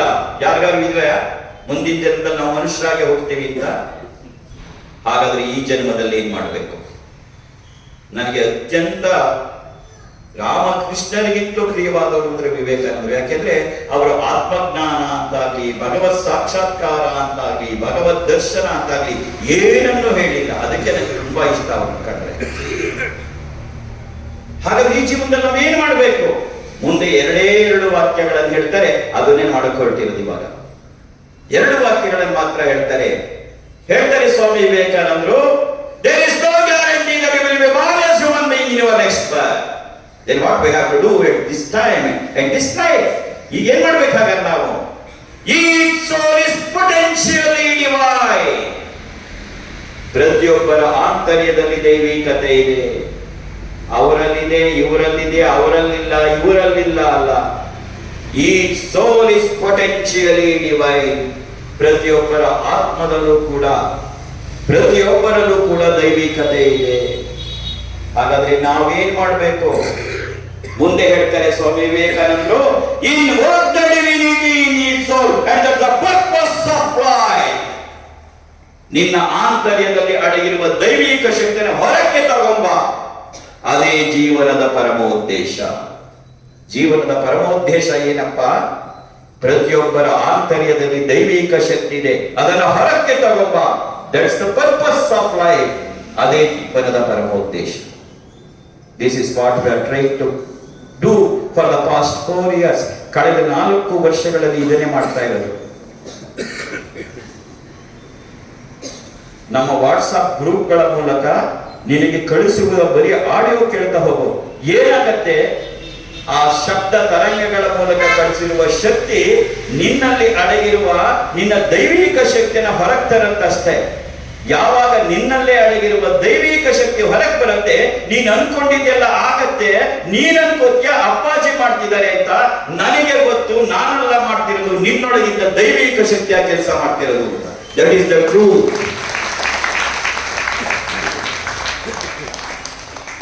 ಈಗನ್ನೋದಲ್ಲ, ನಿನ್ನೊಳಗಿರುವ ದೈವಿಕ ಶಕ್ತಿ ಹೊರಗೆ ತರಬೇಕು. 1000 ಎಷ್ಟು ಅಂತ ಲೆಕ್ಕ ಸಿಕ್ಕಿಲ್ಲ. ಹೆಣ್ಣು ಮಕ್ಕಳಿಗೆ ಸಂತಾನಕ್ಕೆ ಬಂದಾಗ ನಾನು 1000 ಸಲ ಹೇಳ್ತಿರ್ತೀನಿ, ಕೇವಲ ನಿನಗೆ ಒಂದು ಸಂತಾನ ಆಗುವುದು ನನಗೆ ಮುಖ್ಯ ಅಲ್ಲ. ಸ್ವಾಮಿ ವಿವೇಕಾನಂದ ಹೇಳಿದ ಹಾಗೆ ನಮ್ಮ ಈ ದೇಶದ ಕೀರ್ತಿಯನ್ನ ಎತ್ತಿ ಹಿಡಿಯುವ ಸತ್ಸಂತಾನ ನಮ್ಮ ದೇಶಕ್ಕೆ ಬೇಕು. ಹಾಗಾಗಿ 20-25 ವರ್ಷ ನೀನು IVF ಎಲ್ಲ ಫೇಲ್ಯೂರ್ ಆಗಿದ್ರು ನಿನಗೆ ಆಶೀರ್ವಾದ ಮಾಡಿದಾಗ ನಾನು ಹೇಳ್ತಾನೆ ಇರ್ತೀನಿ, ಇವರೆಲ್ಲ ಬರೀ ಹೆಸರಿಗೆ ತಾಯಿದ್ರು, ಇವರ ನಿಜವಾದ ತಾಯಿ ಜಗನ್ಮಾತೆ. ಈ ಮಕ್ಕಳುಗಳು, ಹುಟ್ಟಿದ ಮಕ್ಕಳುಗಳು 18-20 ವರ್ಷಗಳಲ್ಲಿ ನಮ್ಮ ದೇಶದ ಕೀರ್ತಿಯನ್ನ, ಆಧ್ಯಾತ್ಮಿಕತೆಯನ್ನ, ದೈವಿಕತೆಯನ್ನ ಜಗತ್ತಿಗೆ ಸಾರುವ ಸತ್ಸಂತಾನಗಳು ಇವು. ಬರೀ ಇವರ ಮಕ್ಕಳಲ್ಲ ಇವರು. ಹಾಗಾಗಿ ಈ ಗ್ರೂಪಲ್ಲಿಂದ ಬಂದು ಕೂತು ನನ್ನನ್ನು ಆಶೀರ್ವಾದ ಕೇಳಬೇಡ. ಇವತ್ತಿನ ಟಿವಿ ಮಾಧ್ಯಮ, ನಾನು ಯಾರನ್ನೂ ಬೈಯಲ್ಲ, ಅಥವಾ ನಿನ್ನ ಮೊಬೈಲ್ ಮಾಧ್ಯಮ ನಿನ್ನ ಮನಸ್ಸನ್ನ ಎಷ್ಟು ಗುರುಗೆಡಿಸೋಗಿದೆ ಅಂತ ಹೇಳಿದ್ರೆ ಅದ್ರೊಳಗೆ ಏನೂ ಇಲ್ಲ. ಕನಿಷ್ಠ ನನ್ನ ಗ್ರೂಪಿಗೆ ಬಾ, ಒಳ್ಳೆ ಮಾತುಗಳನ್ನ ಕೇಳು. ಸ್ವಲ್ಪವಾದರೂ ನಿನ್ನಲ್ಲಿ ಪರಿವರ್ತನೆಯಾಗಿ ಪವಿತ್ರತೆ ನಿನ್ನ ತುಂಬಲೇ. ಕೆಟ್ಟ ಕೊಳಕು ಮನಸ್ಸಿನ ಸ್ತ್ರೀಗೆ ಹುಟ್ಟುವ ಮಗು ಸತ್ಸಂತಾನ ಹೇಗಾಗಕ್ಕೆ ಸಾಧ್ಯ? ಸ್ವಲ್ಪವಾದರೂ ಕೇಳು, ಸ್ವಲ್ಪವಾದರೂ ಜೀವನದಲ್ಲಿ ಬದಲಾವಣೆ ಮಾಡ್ಕೋ. ಮನಸ್ಥಿತಿ ಸ್ವಲ್ಪವಾದರೂ ಬದಲಾಗಲಿ. ಆಗ ನಿನಗೆ ಹುಟ್ಟುವ ಮಗು ನಿಜವಾಗ್ಲೂ ಸತ್ಸಂತಾನ ಆಗತ್ತೆ. ನಿನಗೆ ಸತ್ಸಂತಾನ ಆಗೋದು ನನಗೆ ಬೇಕೇ ಹೊರತು ನಿನಗೊಂದು ಸಂತಾನ ಆಗೋದು ನನ್ನ ಅಪೇಕ್ಷೆ ಅಲ್ಲ. ಪ್ರತಿಯೊಂದು ಆಶೀರ್ವಾದದ ಹಿಂದೆ ಅದು ತುಂಬಿರತ್ತೆ. ನಿನಗಷ್ಟೇ ಉಪಯೋಗ ಆಗಬಾರ್ದು. ನನ್ನ ಆಶೀರ್ವಾದದಿಂದ ನೀನು ಉದ್ಧಾರ ಆದ್ರೆ ಇದು ಜಗತ್ತಿನ ಉದ್ಧಾರಕ್ಕಾಗಬೇಕು. ಇಲ್ಲೇ ಇದು ಏನ್ ಬೇಕಾಗಿದೆ? ಯಾಕೆ ಬೇಕಾಗಿದೆ? ಜಗತ್ತಿನ ಕಣ್ಣು ತೆರೆಸ್ತಾ ಇದೆ ಇದು. ಇವತ್ತು ಮನೆಯಲ್ಲೊಬ್ರು ಫಾರಿನ್ ನಲ್ಲಿ ಇದ್ದಾರೆ, ಅದೆಲ್ಲ ದೊಡ್ಡದು. ಅಪ್ಪಾಜಿನ ಎಷ್ಟು ದೇಶದವರು ಇವತ್ತು ಕರೀತಾ ಇದ್ದಾರೆ ಗೊತ್ತಾ? ನಾಳೆನೆ ಅವರು ಇಲ್ಲಿಂದ ದುಬೈಗೆ ಹೋಗ್ತಾ ಇದ್ದಾರೆ. Because the world is seeing, is it possible to use the divine power for the welfare of the mankind? ದೀನ ದೇವೋ ಭವ, ದರಿದ್ರ ದೇವೋ ಭವ ಅಂತ ಹೇಳಿ ಇಡೀ ಭಾರತದ ಸಂಘಟನೆಯನ್ನ ಮಾಡಿದಂತಹ ಧೀಮಂತ ವ್ಯಕ್ತಿ ನಮ್ಮ ಸ್ವಾಮಿ ವಿವೇಕಾನಂದ. ಸ್ವಾಮಿ ವಿವೇಕಾನಂದರು ತಮ್ಮ ಜೀವನದಲ್ಲಿ ಕಷ್ಟಪಟ್ಟಂತ ಅತ್ಯಂತ ಕಷ್ಟಕರವಾದ ಕೆಲಸ ಯಾವುದಪ್ಪ ಅಂದ್ರೆ, ಈ 15 ಜನ ಏನು ರಾಮಕೃಷ್ಣರ ಶಿಷ್ಯರಿದ್ರು ಅವರನ್ನ ಈ ಕಾರ್ಯಕ್ಕೆ ತೊಡಗಿಸ್ಕೊಳ್ಳೋದು ಅವ್ರ ಕೈಲ ಕಷ್ಟ. ಯಾಕೆಂದ್ರೆ ರಾಮಕೃಷ್ಣ ಹೇಳ್ಕೊಟ್ಟಿದ್ದೆಲ್ಲ ಜಪ ಮಾಡು, ಧ್ಯಾನ ಮಾಡು ಅಂತ ಹೇಳ್ಕೊಟ್ಟಿದ್ರು. ವಿವೇಕಾನಂದ ಹೇಳ್ತಾರೆ ಹೋಗಿ ಸೇವೆ ಮಾಡು. ಅವರ ಮನಸ್ಸನ್ನ ಪರಿವರ್ತನೆ ಮಾಡಿ ಅದಷ್ಟು ಜನರನ್ನ ಹೊರಕ್ಕೆ ತಗೊಳ್ಳುವಂತ ಅತ್ಯಂತ ಕಠಿಣ ಕಾರ್ಯ. ಒಂದು ಸಣ್ಣ ಬಿದ್ದೋಗ್ತಾ ಇರುವ ಶಿಥಿಲವಾದ ಮನೆಯಲ್ಲಿ ಶುರುವಾದಂತಹ ರಾಮಕೃಷ್ಣ ಮಿಷನ್ ಇವತ್ತು ದೇಶಾದ್ಯಂತ ರಾಮಕೃಷ್ಣ ಮಠ ಆಗಿದೆ. ಅದಕ್ಕೆ ಮೂಲ ಪಾಲನ ಮತ್ತು ಅದಕ್ಕೆ ಪ್ರವರ್ತಕರಾರಪ್ಪ ಅಂದ್ರೆ ಸ್ವಾಮಿ ವಿವೇಕಾನಂದ. ತನ್ನ ಗುರುವಿನ ಋಣವನ್ನ ಹೇಗೆ ತೀರಿಸ್ತಾರೆ? ಗಂಟೆಗಟ್ಟಲೆ ನಿಂತ್ಕೊಂಡು ತುಂಬಿದ ಸಭೆಯಲ್ಲಿ ಗರ್ಜನೆಯನ್ನ ಮಾಡ್ತಾ ಆ ಭಾಷಣವನ್ನ ಮಾಡ್ತಾ ಇದ್ರೆ ಇಡೀ ಜನಸಮೂಹ ಸ್ತಂಭವಾಗ್ಬಿಡ್ತಿತ್ತು. ಆದ್ರೆ ಯಾರು ಬಂದು ನಿಮ್ಮ ಗುರುಗಳ ಬಗ್ಗೆ ಎರಡು ಮಾತು ಹೇಳಿ ಇದ್ರೆ ಅವರ ಕಣ್ಣಲ್ಲಿ ನೀರು ಬರ್ತಿತ್ತು, ಮಾತು ಬರ್ತಿರ್ಲಿಲ್ಲ. ನನ್ನ ಗುರು ಬಗ್ಗೆ ನಾನೇನು ಹೇಳಕ್ಕಾಗಲ್ಲ. ಒಳಗಡೆ ಹೃದಯದಲ್ಲಿ ಆ ಗುರುವನ್ನ ಹಾಗೆ ತುಂಬಿಕೊಂಡಿದ್ದು ಸ್ವಾಮಿ ವಿವೇಕಾನಂದ. ಜೀವನದಲ್ಲಿ ನಾವೇನನ್ನಾದರೂ ಪಡಿಬೇಕಾದ್ರೆ ನಮಗೆ ಆದರ್ಶ ವ್ಯಕ್ತಿಗಳು ಬೇಕಾಗಿದ್ರೆ ಇವರುಗಳು ನಮಗೆ ಆದರ್ಶ ವ್ಯಕ್ತಿಗಳಾಗಬೇಕು. ಎಲ್ಲರೂ ವಿವೇಕಾನಂದ ಆಗಕ್ಕೆ ಸಾಧ್ಯ ಇಲ್ಲ. ಆದ್ರೆ ಆ ಮಾರ್ಗದಲ್ಲಿ ಹೋಗುವಂತಹ ಕನಿಷ್ಠತೆಯಾದರೂ ನಮಗೆ ಬೇಕಲ್ವಾ? ಆ ಮಾರ್ಗವನ್ನ ನೋಡುವಂತಹ ಕನಿಷ್ಠತೆಯಾದರೂ ನಮಗೆ ಬೇಕಲ್ವಾ? ಜನವರಿ 12, 1836 ಜನಿಸಿದಂತಹ ವಿವೇಕಾನಂದ ಇವತ್ತು ಕೂಡ ಜನವರಿ 12, 2025 ಸ್ವಾಮಿ ವಿವೇಕಾನಂದರನ್ನ ಸ್ಮರಣೆ ಮಾಡತಕ್ಕಂತಹ ದಿವ್ಯವಾದಂತಹ ದಿನ, ಪವಿತ್ರವಾದ ದಿನ. ಅಷ್ಟೇ ಅಲ್ಲ, ನಮ್ಮನ್ನ ಹೆಮ್ಮೆಯಿಂದ ಎಬ್ಬಿಸಿ ತಲೆ ನಿಲ್ಲುವಂತೆ ಮಾಡಿದಂತ ದಿನ ಜನವರಿ 12 ಸ್ವಾಮಿ ವಿವೇಕಾನಂದರ ಜಯಂತಿ. ಅಂತಹ ಮಹಾಪುರುಷರ ಲಾಸ್ಟ್ ಅಲ್ಲ, ಬಿಫೋರ್ ಲಾಸ್ಟ್ ಮಂತ್ ಐರ್ಲೆಂಡ್ ಹೋಗಿದ್ದೆ. ಐರ್ಲೆಂಡ್ ಯಾಕೆ ನೆನಪು ಬರುತ್ತೆ ಅಂತ ಹೇಳಿದ್ರೆ, 2ನೇ ಸರಿ ಹೋಗಿದ್ದು ಐರ್ಲೆಂಡ್ಗೆ. ನಿವೇದಿತಾ, ಐರ್ಲೆಂಡ್ ಮಹಿಳೆ, ಅವಳನ್ನ ಪರಿವರ್ತನೆ ಮಾಡಿ ಐರ್ಲೆಂಡ್ ನಿವೇದಿತಾ ಅಂತ ಒಂದು ಪುಸ್ತಕ ಇದೆ, ಓದು. ಆಕೆ ಸ್ವಾಮಿ ವಿವೇಕಾನಂದರ ಪಟ್ಟ ಶಿಷ್ಯೆ. ಹೇಗೆ ಆ ಯುರೋಪಿಯನ್ ಮಹಿಳೆ ಹಿಂದೂ ಧರ್ಮಕ್ಕಾಗಿ ಎಷ್ಟು ಹೋರಾಡಿದ್ರು, ಆ ಮನೋಭಾವನ ಹೇಗೆ ಸ್ವಾಮೀಜಿ ಬದಲಾಯಿಸಿದ್ರು. ಅದ್ಭುತವಾದಂತಹ ಘಟನೆಗಳು. ಕೊನೆಯ ದಿನಗಳಲ್ಲಿ ಒಂದು ದಿನ ನಿವೇದಿತನಿಗೆ ಸ್ವಾಮೀಜಿನೇ ಊಟ ಬಡಿಸ್ತಾರೆ. ಯಾವತ್ತೂ ಹಾಗೆ ಮಾಡಿರಲ್ಲ. ಅವತ್ತು ಕೂತ್ಕೊ, ನೀನು ಊಟ ಮಾಡುವಂತ.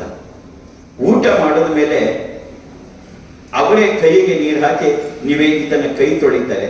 ಅವಳಿಗೆ ಆಶ್ಚರ್ಯ ಆಗುತ್ತೆ, ಸ್ವಾಮೀಜಿ ಯಾಕೆ ಹೀಗೆ ಮಾಡ್ತಾ ಇದ್ದೀರಿ? ವಿವೇಕಾನಂದರನ್ನ ಕೇಳ್ತಾರೆ. ಜೀಸಸ್ ಕೂಡ ಹೀಗೆ ಮಾಡ್ತಾ ತನ್ನ ಶಿಷ್ಯರ ಪಾದ ತೊಳೆದಿದ್ದ ಅಂತ. ನಿವೇದಿತನ ಬಾಯಿಂದ ಹೊರಗೆ ಬರಬೇಕಾಗಿತ್ತು. ಅದು ಜೀಸಸ್ನ ಕೊನೆಯ ದಿನಗಳಲ್ಲಿಂದ ಒಳಗೆ ನುಂಗ್ಕೊಂಡು ಅದು ಸತ್ಯವಾಯಿತು. ಆ ಕೈ ತೊಳೆದ ಕೆಲವೇ ದಿನಗಳಲ್ಲಿ ದೇಹ ತ್ಯಾಗವನ್ನು ಮಾಡಿಬಿಟ್ರು. ಅದ್ಭುತವಾದಂತಹ ವ್ಯಕ್ತಿತ್ವದ ಮನುಷ್ಯ ಬಾಳಿದರೆ ಹೇಗೆ ಬಾಳಬೇಕು ಅಂತಕ್ಕಂಥದ್ದು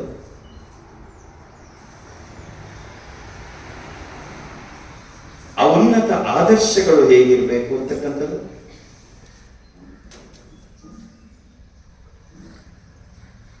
ಅದನ್ನು ನಮ್ಮ ಜಗತ್ತಿಗೆ ತೋರಿಸಿಕೊಟ್ಟದ್ದು. Failure is not a crime, but a low aim. ಮನಸ್ಸನ್ನು ನಾವು ಇಟ್ಕೋಬೇಕು. Failure is not a crime, but a low aim. ಉನ್ನತ ಆದರ್ಶಕ್ಕಾಗಿ ಬದುಕು. ಅದರಲ್ಲಿ ನೀವು ಫೇಲ್ ಆದ್ರೂ ತೊಂದರೆ ಇಲ್ಲ, ಆದ್ರೆ ಆದರ್ಶವನ್ನೇ ಕೆಳಗಿಳಿಸ್ಕೋಬೇಡ.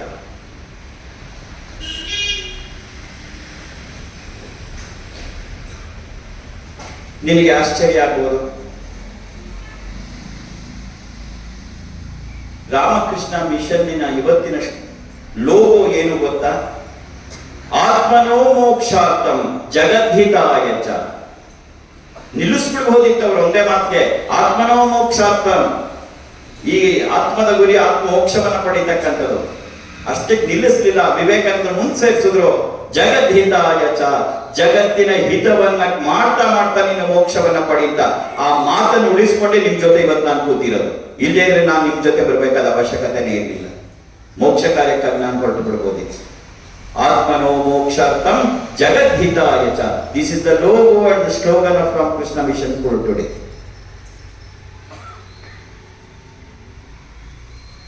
ಇತ್ತೀಚೆಗೆ ಒಂದು 4-5 months ಆಯ್ತು, ಬೇಲೂರು ಮಠಕ್ಕೆ ಹೋಗಿ ಸ್ವಾಮಿ ವಿವೇಕಾನಂದರು ಮಲಗ್ತಾ ಇದ್ದ ಕೋಣೆ ಎಲ್ಲ ನೋಡಿ ಅಲ್ಲೇ ಕಣ್ಣೀರು ಹಾಕ್ತಾ ಒಂದು ಅರ್ಧ ಗಂಟೆ ನಿಂತ್ಬಿಟ್ಟಿದೆ.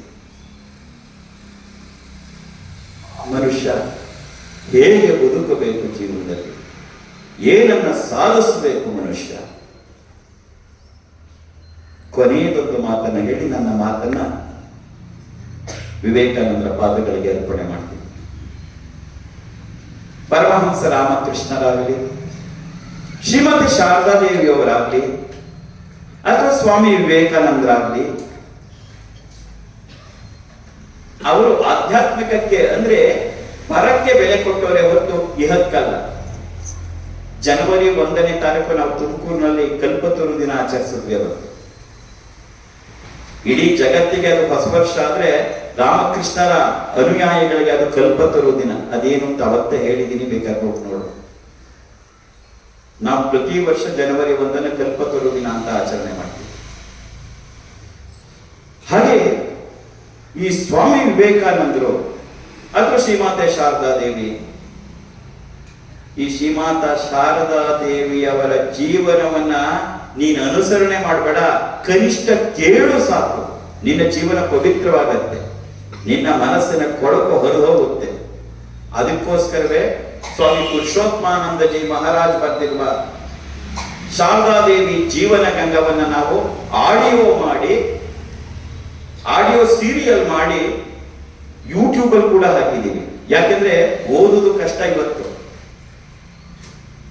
ಆದ್ರೆ ಕೆಲಸ ಮಾಡ್ತಾ ನಾವು ಆಡಿಯೋ ಕೇಳ್ತಾ ಇರ್ಬೋದು. ಅದಕ್ಕೋಸ್ಕರವೇ ನಾವು ಆಡಿಯೋಗೆ ಮಾಡೋದು, ಟೆಕ್ಸ್ಟ್ ಗಳನ್ನು ಮಾಡಲ್ಲ, ಆಡಿಯೋ ಮಾಡಿ ಕಳಿಸ್ತಿದ್ದು.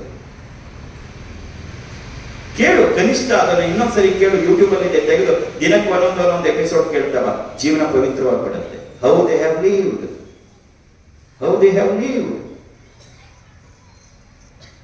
ಹೇಗೆ ಬದುಕಿದ್ರು ಅವರು ಕನಿಷ್ಠ ಗೊತ್ತಾಗ್ಬಿಡ್ವ. ನಾವು ನಮ್ದೇ ಜೀವನನ ನಮ್ದೇ ಕಷ್ಟಗಳನ್ನ ಹೇಗೆ ಎದುರಿಸಿ ಅವರು ಉನ್ನತ ಸ್ಥಿತಿಗೆ ಬಂದರು. ರಾಮಕೃಷ್ಣರು ಪರಮಹಂಸರು ದೇಹತ್ಯಾಗ ಮಾಡಿದ್ರು ಅಂತ ಗೊತ್ತಾದಾಗ ಶಾರದಾದೇವಿಯರ ಬಾಯಲ್ಲಿ ಬಂದ ಮಾತೇನು? ಅಯ್ಯೋ ಪತಿದೇವರೇ ಹೋಗ್ಬಿಟ್ರಾ, ರಾಮಕೃಷ್ಣರೇ ಹೋಗ್ಬಿಟ್ರಾ ಅಲ್ಲ. ಹೇ ಕಾಳಿ, ನನ್ ಬಿಟ್ಟು ಹೋಗ್ಬಿಟ್ಯಾ? ಹೇ ಕಾಳಿ, ನನ್ ಬಿಟ್ಟು ಹೋಗ್ಬಿಟ್ಯಾ? ಅಂದ್ರೆ ಅವರಿಗೆ ಅವರ ಪತಿ ರಾಮಕೃಷ್ಣರು ಪತಿ ಅಲ್ಲ, ಕಾಳಿದೇವಿ. ಹಾಗಾದ್ರೆ ರಾಮಕೃಷ್ಣರಿಗೆ ಶಾರದಾದೇವಿ ಬಲದುರ್ಗೆಯ ದಿನ ರಾತ್ರಿ 9 ಗಂಟೆಯಲ್ಲಿ ಬಾ ಅಂತ ಕರೆದು ಮನೆ ಮೇಲೆ ಕೂರಿಸಿ ಸರ್ವಮಂಗಲ ಮಾಂಗಲ್ಯ ಹೇಳಿ ಪೂರ್ಣಿ ಮಾಡಿ ತಾವು ಜಪ ಮಾಡ್ತಾ ಇದ್ದ ಜಪಮಾಲೆಯನ್ನು ಅವಳ ಪದತಳದಲ್ಲಿಟ್ಟು ದೀರ್ಘದಂಡ ನಮಸ್ಕಾರವನ್ನು ಮಾಡ್ತಾರೆ ರಾಮಕೃಷ್ಣ ಪರಮಹಂಸರು ಶಾರದಾದೇವಿಗೆ. ಗಂಡ ಹೆಂಡತಿ ಬದುಕುದು ಹೇಗೆ ಎನ್ನುವುದನ್ನು ತೋರಿಸಿಕೊಡುತ್ತೆ. ಬರೀ ಲೌಕಿಕ ಜೀವನಕ್ಕೆ ಬದುಕುದಲ್ಲ. ರಾಮಕೃಷ್ಣರೇ ಹೇಳ್ತಾರೆ, ಆಯ್ತು ಇರಿ, 1-2-3 ಮಕ್ಕಳಾದ್ಮೇಲಾರುವೆ ಗಂಡ ಹೆಂಡತಿ ಆಗಿರ್ಬಾರ್ದು, ಅಣ್ಣ ತಂಗಿ ಆಗಿರ್ಬೇಕು ಅಂತ ಹೇಳ್ಕೊಡ್ತಾರೆ. ಎಷ್ಟು ದಿನ ಅಂತ? You should have some purpose in the life. You should achieve something in the life. ಇದೇ ಜೀವನ ಕೊನೆಗೆ ಹಾಗೆ ಸತ್ತು ಹೋಗ್ಬಿಡದ? ಕೆಲವು ಮಾತುಗಳು ಬಹಳ ಚೆನ್ನಾಗಿ ಜ್ಞಾಪಕಕ್ಕೂ ಬರುತ್ತೆ. ರಾಮಕೃಷ್ಣ ಹೇಳ್ತಾರೆ ಶಾರದಾದೇವಿಗೆ, ಶಾರದಾ ನೋಡು, ಕಲ್ಕತ್ತದ ಜನ ಎಲ್ಲ ಕ್ರಿಮಿಕೀಟಗಳಾಗಿ ಬಿಟ್ಟಾರೆ. ನೀನೇನಾದ್ರು ಮಾಡಬೇಕು ಶಾರದಾ, ನೀನೇನಾದ್ರು ಮಾಡಬೇಕು.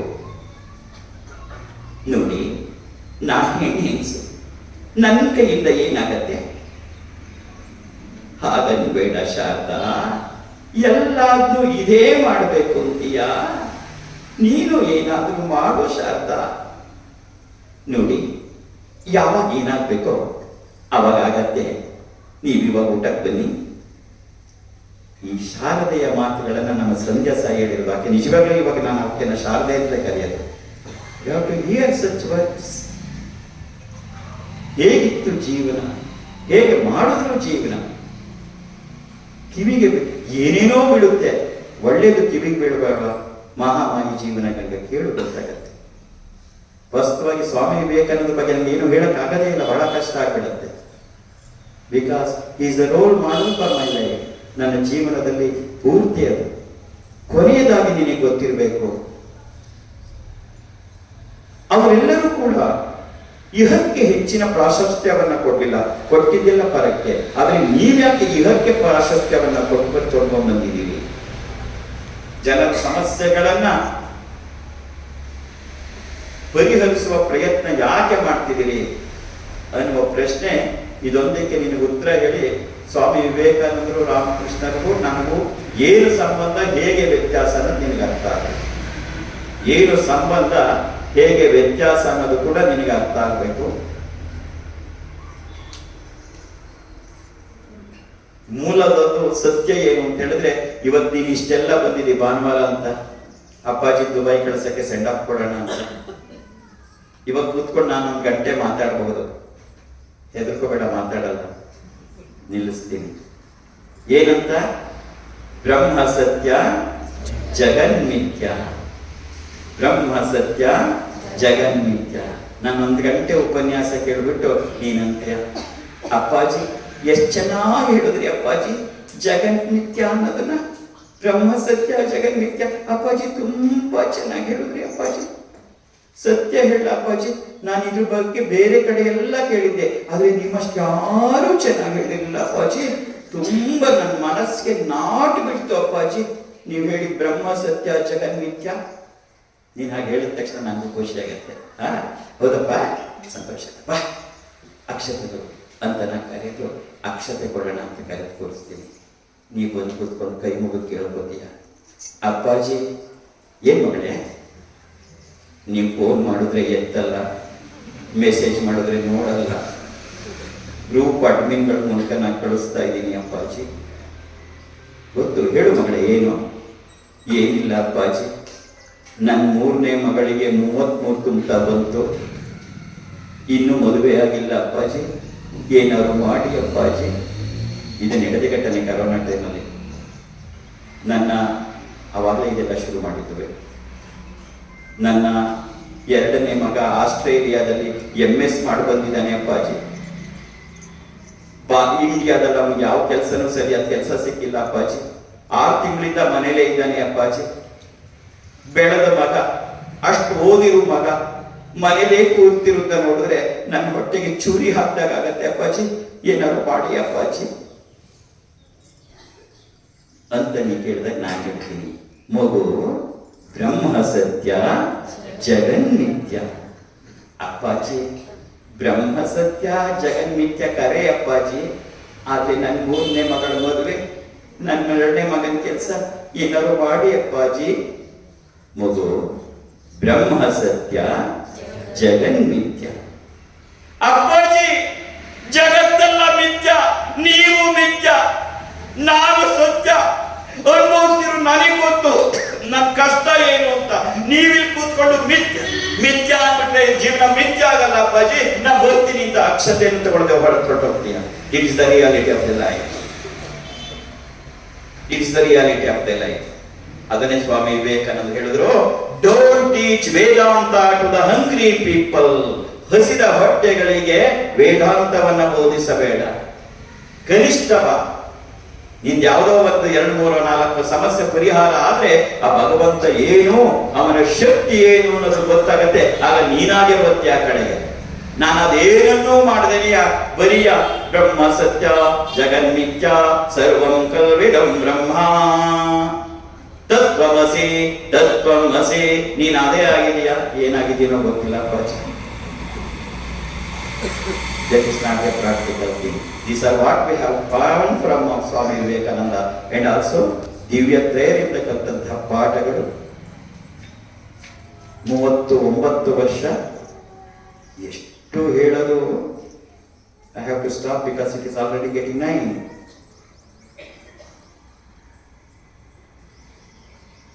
ರಾಮ್ ಬಂದು ವಿವೇಕಾನಂದರಿಗೆ ಏನಾದ್ರು ಕಾಣಿಕೆ ಕೊಟ್ಟು ತಗೋತಿರ್ಲಿಲ್ಲ, ಯಾವ್ದಾದ್ರು ಒಂದು ಟಿಕೆಟ್ ತಗೊಳ್ಳಿ, ಅವ್ರ ಕಥೆಗಳನ್ನು ಓದ್ಬೇಕು ಎಷ್ಟು ಚೆನ್ನಾಗಿದೆ ಅಂತ.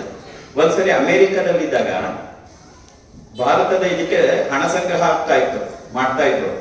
ದೊಡ್ಡ ಅಮೌಂಟಿನ ಒಂದು ಚೆಕ್ ಅನ್ನ ಬಂದು ಒಬ್ಬ ಸ್ವಾಮೀಜಿ ಬರೀತಾ ಕೂತಿದ್ರು. ರೂಮ್ ಒಳಗೆ ಬರ್ತಾನೆ, excuse me Swamiji, yes coming, this is my contribution to you Swamiji. Okay, ಕೇಳಿಡಮ್ಮ ಟೇಬಲ್ ಮೇಲೆ ಇಡು ಅಂತ ಹೇಳ್ತಾರೆ. ಮಕ ನೋಡ್ಬಿಟ್ಟು ಒಂದ್ಸರಿ ನಗ್ಬಿಟ್ಟು ಮತ್ತೆ ಬರೆಯಕ್ಕೆ ಹೋಗ್ತಾ ಕೂತ್ಕೋತಾರೆ. ಆ ಚೆಕ್ ಕೊಟ್ಟದ್ದು ದೊಡ್ಡ ಅಮೌಂಟಿನ ಚೆಕ್ ಕೊಟ್ಟಂತ ವ್ಯಕ್ತಿ ಬಾಗಿಲವರೆಗೂ ಹೋಗ್ಬಿಟ್ಟು, Swamiji, yes Swamiji, you have not thanked me, ನೀವು ನನಗೆ ಥ್ಯಾಂಕ್ಸ್ ಹೇಳಿಲ್ಲ. ಸ್ವಾಮಿ ವಿವೇಕಾನಂದ ಹೇಳಿದೆ, I should thank you, why should I thank you, instead you have to thank me. ನೀ ನನಗೆ ಥ್ಯಾಂಕ್ಸ್ ಹೇಳ್ಬೇಕು, ನಾನೇ ನಿನ್ ಥ್ಯಾಂಕ್ಸ್ ಹೇಳ್ಬೇಕು.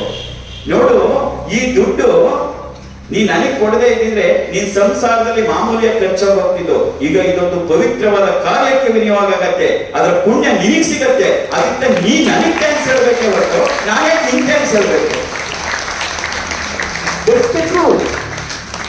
ಒಂದು ಒಳ್ಳೆ ಕಾರ್ಯಕ್ಕೆ ಕೊಟ್ಟಾಗ ಅದರ ಪುಣ್ಯ ನಿನಗೆ ಬರುತ್ತೆ, ನೀನು ಇಸ್ಕೊಂಡವಲ್ಲ. ಪುಣ್ಯ ನಮ್ಮ ಸ್ವಾಮಿ ವಿವೇಕಾನಂದರು ಹಾಗೆ ದೊಡ್ಡ ಮುದುವಾಡಿನಲ್ಲಿ ದತ್ತ ಜಯಂತಿ ದಿನಲ್ಲಿ ಸತ್ಸಂಗ ಮಾಡಿದ್ವಿ. ಎಷ್ಟು ಜನ ಬಂದಿದ್ರು ಗೊತ್ತಿಲ್ಲ. ಮೂಲ ಆಶ್ರಮ ಅದೇಯ. ಅಲ್ಲಿ ಒಂದು ಸಣ್ಣ ಅಡುಗೆ ಮನೆ ಕಟ್ಟಬೇಕಾಗಿತ್ತು. ಭಾರಿ ಬಡತನ ಅವಾಗ, ಇಲ್ಲೋದಯ್ಯ.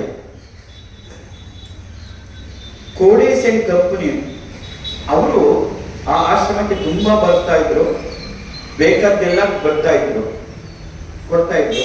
ಸ್ವಾಮೀಜಿ ಹೇಳಿದ್ರು, ಇಲ್ಲಿಗೊಂದು ಕಿಚನ್ ಆಗ್ಬೇಕಪ್ಪ, ಬಂದವ್ರಿಗೊಂದು ಸ್ವಲ್ಪ ಊಟ ಗೀಟ ಹಾಕಕ್ಕೆ ಅಂತೆಲ್ಲ. ಆಗ ಕೋಡೇಸ್ ಕಂಪನಿಯವ್ರು ಹೇಳಿದ್ರು, ಸ್ವಾಮೀಜಿ ಅದು ಎಷ್ಟಾಗತ್ತೆ ನೀವು ಎಸ್ಟಿಮೇಟ್ ಕಳಿಸಿ, ನಾವು ಕಳಿಸ್ಬಿಡ್ತೀವಿ, ನೀವು ಕಟ್ಟಿಸ್ಬೋದು. ಸ್ವಾಮೀಜಿ ಹೇಳಿದ್ರು, ಸ್ವಾಮೀಜಿ ಅಂದ್ರೆ ನಮ್ಮ ಗುರುಗಳು ವಿವೇಕಾನಂದ ಹೇಳಿದ್ರು, ನೋ ಥ್ಯಾಂಕ್ಸ್, ನಾ ಬೇಕಾದಾಗ ಕೇಳ್ತೀನಿ. ಆಮೇಲಿಂದ ನನಗನ್ನಿಸ್ತು, ಯಾಕೆಂದ್ರೆ ನಾನು ಇನ್ನೂ ಹೊಸದಾಗಿ ಅಲ್ಲಿಗೆ ಹೋಗಿದ್ದು, ಇದೇ ನಮ್ಮ ಇವ್ರಿಗೆ ಅವ್ರು ಕಟ್ಟಿಸ್ಕೊಡ್ತೀನಿ ಅಂದ್ರೆ ಇವ್ರು ಬೇಡ ಅಂತಿದಾರಲ್ಲ. ಇಲ್ಲ, ನಾಗಿದ್ರ ಬೇರೆಯವರಿಂದ ಸ್ವಲ್ಪ ಕಲೆಕ್ಷನ್ಸ್ ಮಾಡಿ ಆಮೇಲೆ ಕಟ್ಟೋಣ. ಅಲ್ಲ ಸ್ವಾಮೀಜಿ, ಅವರಾಗೆ ಎಲ್ಲ ವಹಿಸ್ಕೊಂಡು ಕಟ್ಟಿಸ್ಕೊಡ್ತೀವಿ ಅಂತ ಬಿಟ್ಬಿಟ್ಟು ಜನ ಹತ್ರ ದುಡ್ಡೆತ್ ಕಟ್ತೀನಿ ಅಂತಿರಲ್ಲ, ನನಗೇನು ಅರ್ಥ ಆಗ್ತಾ ಇಲ್ಲ ಸ್ವಾಮೀಜಿ ಅಂದೆ ನಮ್ಮ ಗುರುಗಳನ್ನ. ಅದಕ್ಕೆ ಅವ್ರಂದ್ರು, ನಾಗೇಂದ್ರ ಈಗ ಡೈನಿಂಗ್ ಕಿಚನ್ ಕಟ್ಟಿಸ್ತಿರೋದು ಪುಣ್ಯದ ಕಾರ್ಯ. ಅವ್ರು ದುಡ್ಡು ಕೊಟ್ರು ಅಂತ ಪುಣ್ಯ ಎಲ್ಲ ತಗೊಂಡು ಹೋಗಿ ಅವ್ರಿಗೆ ಕೊಟ್ಬಿಡ್ಲಾ? ಕೊಡ್ಲಿ 5 ರೂಪಾಯಿ, ಕೊಡ್ಲಿ 10 ರೂಪಾಯಿ, ಎಲ್ರಿಗೂ ಪುಣ್ಯ ಹಂಚನ. ನಾವು ಪುಣ್ಯ ಹಂಚಕ್ ಕೊಟ್ಟಿದ್ದೇವೆ ಹೊರತು ಯಾರು ತೆಗೆದು ಕೊಡಕ್ಕಲ್ಲ. Nagendra, this should be our attitude. ಯಾರೋ ಒಬ್ಬ ಕೊಟ್ಬಿಡ್ತಾನೆ ಅಂತ ಸ್ವೀಕಾರ ಮಾಡ್ಬಿಡೋದಲ್ಲ. ಯಾರೋ ಒಬ್ರು ಕೊಡ್ತಾರೆ ಅಂತ. ವಿವೇಕಾನಂದರಿಗೆ ಯಾರೋ ಒಂದ್ಸರಿ ಒಬ್ಬನ ದುಡ್ಡು ಅಮೌಂಟ್ ಕೊಡಕ್ ಬರ್ತಾರೆ. ಅವ್ರು ಹೇಳ್ತಾರೆ, sorry, you keep it with me, we have no such project, whenever the project comes we will take it. ನನಗೆ ಈ ಪ್ರಾಜೆಕ್ಟ್ ಇಲ್ಲ, ಈ ಸಬ್ಜೆಕ್ಟ್ ದುಡ್ಡು ಬೇಡ, ಇಟ್ಕೊಂಡಿರೋ ನೀನು ಅಂತ ಹೇಳ್ತಾರೆ. That is how the life has to be treated. That is how life has to be treated.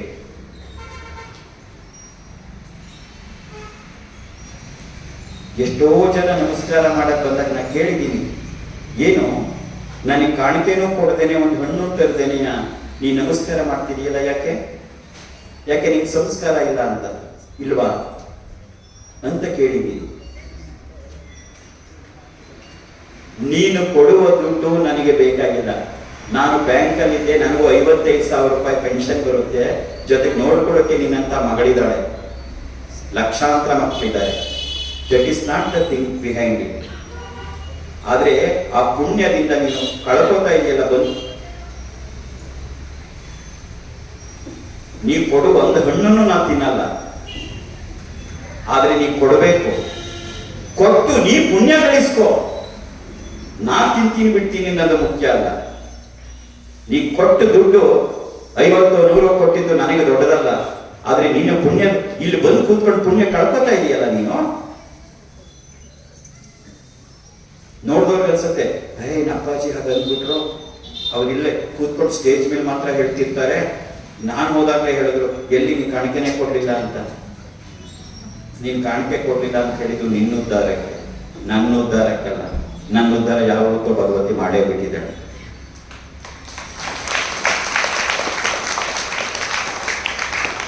That is how the life has to be seen. That is how it looks upward. Upward ಅನ್ಸ್ಬಹುದು. What is this ಅನ್ನಿಸ್ಬಹುದು ನಿನಗೆ. But the purpose behind it is very important. ನೀನು ಏನು ಕೆಲಸವನ್ನ ಮಾಡ್ತೀಯಾ, ಅದರಿಂದ ಏನು ಒಳ್ಳೇದು ಬರುತ್ತೆ ಅನ್ನೋದಷ್ಟೇ ಒಳ್ಳೆಯ ಕೆಲಸ ಅಲ್ಲ. ನಿನ್ನ ಕೆಲಸದ ಹಿಂದಿರುವ ಶುದ್ಧತೆ, the purity of purpose is very important in life. That is what Swami Vivekananda has shown to the world. ನೀ ಮಾಡುವ ಕಾರ್ಯದ ಹಿಂದೆ ಇರುವ ಶುದ್ಧತೆ. ಹೊರನೋಟಕ್ಕೆ ಅದೇನಾದ್ರು ಅನ್ನಿಸ್ಬೋದು, ಇದೇನಪ್ಪ ಹೀಗಂತಿಲ್ಲ, ಇದೇನಪ್ಪ ಹೀಗೆ ಇವರು ಅಂತ. That is not important. But if the purity of purpose is within you, that is the life. ಇಂತಹ ಪವಿತ್ರ ಸಂದರ್ಭದಲ್ಲಿ, ಹೆಮ್ಮೆಯ ದಿನದಲ್ಲಿ ಸ್ವಾಮಿ ವಿವೇಕಾನಂದರನ್ನ ಸ್ಮರಣೆಯನ್ನ ಮಾಡ್ತಾ,